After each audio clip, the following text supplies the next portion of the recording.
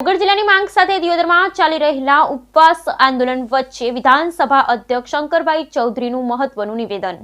ભારતના સર્વશ્રેષ્ઠ જિલ્લામાંનો આપણો વાવ થરાદ જિલ્લો તે સર્વશ્રેષ્ઠ જિલ્લો હશે। શંકર ચૌધરી થરાદ તાલુકાનું છેલ્લું ગામ કરતા દિયોદર તાલુકાના છેલ્લા ગામને વાવ થરાદ જિલ્લાનું વડું મથક થરાદ નજીક છે। શંકર ચૌધરી, હું બેઠો છું, તમારું કોઈનું ખોટું નહીં કરું। વાવ થરાદ નવા જિલ્લામાં તમારું કલ્યાણ થાય તેવી તમામને શુભકામના। દિયોદરના ભેસાણા ગામે સામાજિક કાર્યક્રમમાં લોકોને સંબોધતા આપ્યું નિવેદન। બ્યુરો રિપોર્ટ ભરત ઠક્કર।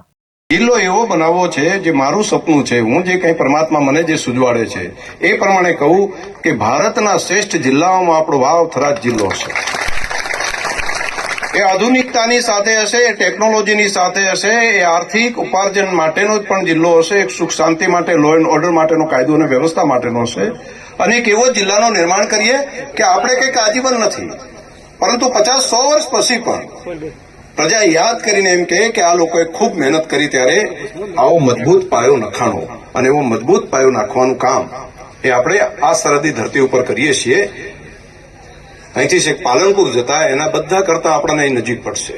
છેક પાલનપુર જવું પડે એના કરતા ઘણું નજીક બધાને પડશે, અને બધાની વચ્ચે છે થરાદ તાલુકાનું છેલ્લું ગામ જે છે ખોડાને જેટલું થરાદ થાય એના કરતા દિયોદર તાલુકાના છેલ્લું ગામ અહીંયા વખા છે, વખાને એનાથી નજીક પડે। વખામાંથી આવેલો દિયોદરથી પેલી બાજુ વખા હોય એને ત્યાં જવું હોય તો એને નજીક પડે થરાદ। વખા ઈસરવાને પણ ત્યાંથી